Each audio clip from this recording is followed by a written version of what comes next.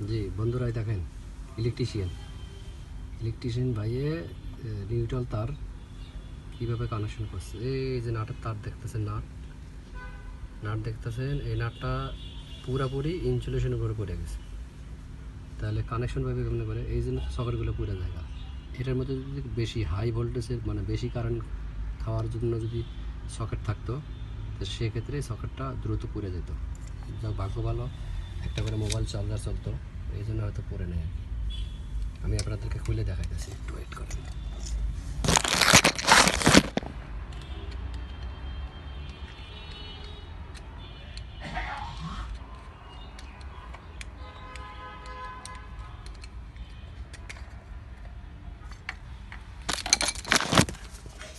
এই দেখেন স্ক্রু কোন জায়গায় পাচ্ছে কানেকশন, তার কাইটটা ইনসুলেশন কাইটটা কানেকশন হয়েছে।